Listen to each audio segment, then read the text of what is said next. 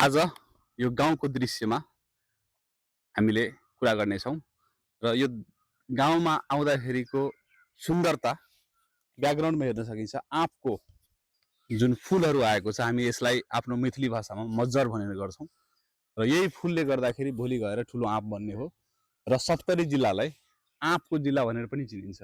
आँपमा धनी जिल्ला र त्यो कुरा हामीले ब्याकग्राउन्ड पनि हेर्न सक्छौँ र यसकै साइडमा यो मजरलाई एकचोटि फोकस गरेर देखाइदिनुहोस् त कस्तो दामी देखिएको छ। यो दृश्य हेर्दा मनमोहक देखिन्छ।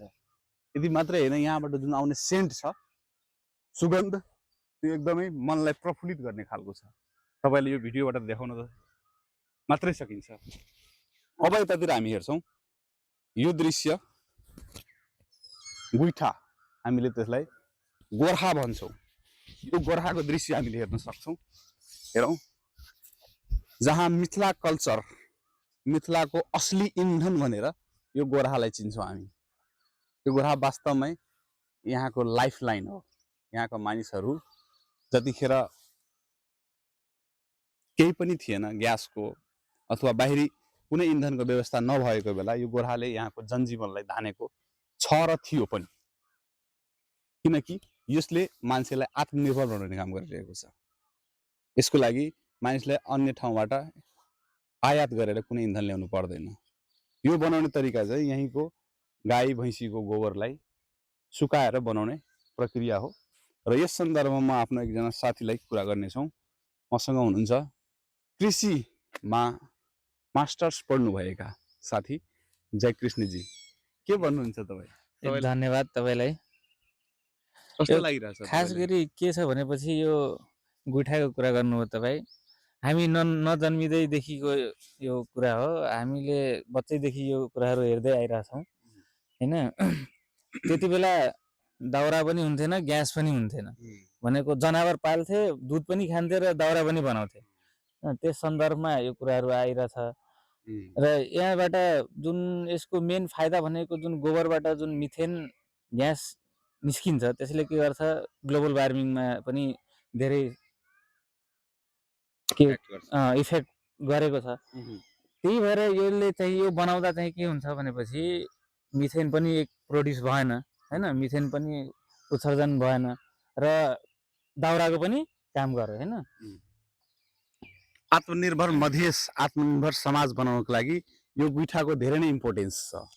मानिसहरूले जतिखेर ग्यासमा निर्भर हुने अवस्था छ, अरूको इलेक्ट्रिसिटीमा निर्भर हुने अवस्था छ, मिथिला कल्चर चाहिँ यसमै निर्भर भइरहेको अवस्था छ। के भन्न चाहनुहुन्छ तपाईँले? मिथिला कल्चरलाई, यो गुइठालाई अगाडि बढाउनु पर्छ कि अब यसलाई छोडेर ग्यासतिर लाग्नुपर्छ? होइन, एकदम यो तपाईँ सान्दर्भिक कुरा गर्नुभयो। यसलाई चाहिँ बढाउनु पर्छ, किनभने अब हामी ग्यासबाट जति खपत गर्छौँ त्योभन्दा धेरै कम खपतमा हामी गुइठाबाट खाना बनाउन सक्छौँ। खाना मात्रै होइन, यसको मेन व्यवस्थापन पनि हो। जस्तै अब हामीले यो भइसकेपछि, जुन जलाइसकेपछि जुन यसको खरानी हुन्छ, त्यसलाई हामी खेतबारीमा पनि प्रयोग गर्छौँ। के को रूपमा त? इन्सेक्टिसाइडको रूपमा। किराहरू चाहिँ कम अट्याक गरोस् भनेर चाहिँ पनि त्यस्तो बेला हामी यसको खरानी छर्ने गर्छौँ। त्यही भएर यसको चाहिँ महत्त्व चाहिँ बढी नै छ। एकदमै राम्रो कुरा गर्नुभयो उहाँले।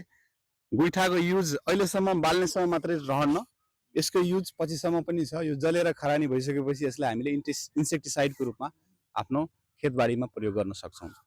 र मिथिला कल्चरलाई एक हिसाबले हेर्ने हो भने एकदमै ब्यालेन्स्ड कल्चर रहेको छ। कसरी ब्यालेन्स भन्दाखेरि मान्छे र पशु पक्षीले, मान्छे र पशुको बिचको ब्यालेन्स गर्छ। जसरी हामीले धान बाली उब्जाएर माथिको अन्न हामी उपभोग गर्छौँ भने तलको पार्टलाई हामीले पशुलाई खुवाउँछौँ र पशुले खाइसकेपछि गोबर निकाल्छ र गोबरबाट हामीले आफ्नो खाना पकाउनको लागि इन्धनको रूपमा प्रयोग गर्छौँ र इन्धनलाई प्रयोग गरिसकेपछि त्यो फेरि निस्केको खरानीलाई हामीले देशमा इन्सेक्टिसाइडको रूपमा प्रयोग गर्छौँ। र यसरी हामीले मधेसका यो कुराहरूलाई हेराउन आजको यो सानो छोटो मिठो कुराहरू राख्न कोसिस गरिरहेको छ। मसँग एकजना अझै हुनुहुन्छ, हाम्रो एबिसीको अध्यक्ष हुनुहुन्छ, अपनबेली युवा क्लबको, उहाँ रोशनजी हुनुहुन्छ। हजुर, कस्तो लागिरहेछ तपाईँले? यो गाउँको वातावरण कस्तो लागिरहेछ? गाउँको वातावरणमा हामी हुर्किएका छौँ। गाउँकै वातावरणमा हामीलाई रमाइलो लाग्छ र गाउँको वातावरणमा खास गरेर अब प्रोफेसनल लाइफमा त हामी बजार सहर केन्द्रित भइसकेका छौँ र गाउँ आउँदा खास गरेर हामी एकदमै प्रफुल्लित हुन्छौँ र यो दृश्यहरू आँपको दृश्य हेर्नुहोस् रुखै रुखहरू त्यसपछि तपाईँले भर्खरै तपाईँहरूले विज्ञहरूसँग कुरा गर्नुभयो यो तपाईँको गुइठाको कुराहरू यो एकदमै हाम्रो लागि एकदमै तपाईँको यसलाई बचाउनु पनि पर्छ राम्रो कुरा हो यसलाई बचाएर राख्नुपर्छ संरक्षण गरेर राख्नुपर्छ र कसैले यसमाथि यदि हाम्रो संस्कृतिमाथि हाम्रो परम्परामाथि यदि प्रहार गर्छ भने त्यसलाई हामीले के गर्नुपर्छ भने जवाफ पनि दिनुपर्छ पटक पटक मधेसको मिथिलाको कल्चरमाथि तपाईँको प्रथाहरू जुन छ ठिकै छ कुप्रथा छ भने ठिकै छ तर राम्रो कुरा छ संस्कृति छ भने गिज्याउनु हुँदैन गाली गर्नु हुँदैन बरु यसलाई त हामीलाई संरक्षण गर्नुपर्ने हुन्छ र मिथिलाका तपाईँको देशभक्ति दाजुभाइ दिदीबहिनीहरूले यसलाई बचाएर राखेको छ अहिले पनि मेरो आमाले पनि यहीँबाट हामी घरमा यहीँबाट खाना पकाउने गर्दछु गुइठाबाट नै खाना पकाउने गर्दछु र यसको प्रयोगहरू तपाईँहरूलाई सबैलाई थाहै छ खाना पकाउनका लागि मात्रै नभएर खेतीपातीमा पनि मलको रूपमा र जसबाट एउटा तपाईँको स्वस्थ हामी ताजा स्वस्थ हामी राम्रो के पाउन सक्छौँ त सागसब्जीहरू उत्पादन गर्न सक्छौँ जुन तपाईँको बजारमा मिल्दैन अहिले पनि मान्छेहरू बजारको मान्छेहरू गाउँको मान्छेहरू कहाँ बेचिरहेको छ सागसब्जीहरू त्यहाँ सब्जी खरिद गर्न आउँछन् ताकि अर्ग्यानिक होस् खानका लागि अर्ग्यानिक खोज्ने मान्छेहरू तर मधेसका मिथिलाका मान्छेहरूलाई गाली गर्ने भनेर यो प्रथालाई अलि के गर्नुपर्छ बन्द गर्नुपर्छ हेर्ने जुन शैलीहरू छ यसलाई बन्द गर्नुपर्छ र हामी युवाहरूलाई आफ्नो सिस्टमलाई बचाएर राख्नुपर्छ एकदमै राम्रो कुरा गर्नुभयो यो कुरा मिथिलाको संस्कृति मात्रै होइन यो इन्धनको स्रोत पनि हो भन्ने कुरालाई भर्खरै हाम्रो रोशनजीले भन्नुभएको छ र गुइठाको कुरा सँगसँगै यहाँको जुन दृश्य हेर्न सक्छौँ ब्यालेन्स्ड नेचरको दृश्य पछाडि हामीले पोखरी हेर्न सक्छौँ र पोखरीको डिलमा आँपको रुखहरू छ र रुखहरूमा अहिले फुल आइसकेको अवस्था छ यो एकदमै मनमोहक र सुन्दर दृश्य पनि छ भोलि गएर यही मजरहरू यही फुलहरू आँप बन्ने हो ठुल्ठुलो आँपहरू बन्ने हो र यसबारे के भन्नुहुन्छ तपाईँले मिथिला यसरी आँपको कल्चरमा अहिले अगाडि बढिरहेछ सप्तरी सिराहा खास गरेर आँपका लागि धेरै प्रख्यात जिल्ला मानिन्छ यहीँबाट तपाईँको काठमाडौँ विराटनगर अन्य अन्य ठाउँमा खास गरेर यहाँबाट एक्सपोर्ट हुने गर्दछ हाम्रो देशकै भित्रमा एक्सपोर्ट हुने गर्दछ र यो जुन दृश्य भन्नुभयो अहिले खास गरेर तपाईँको विभिन्न किसिमको ताल आर्टिफिसियल तालहरू बनाउने गर्दछ मान्छेहरूले तर यो भनेको त हाम्रो नेचुरल हो हेर्नुहोस् त एकदम नेचुरल यो नेचुरल ब्युटी हो र जुन नेचुरल ब्युटीको आफ्नै महत्त्व हुन्छ आफ्नै विशेषता हुन्छ यसलाई यदि अझै व्यवस्थीकरण गर्यो भने व्यवस्थापन गर्यो भने यसले त एउटा राम्रो इतिहास एउटा राम्रो सन्देश हाम्रो समाजमा सम्प्रेषण गर्न सक्छ जसले यो पोखरीको महत्त्व सरसफाइदेखि लिएर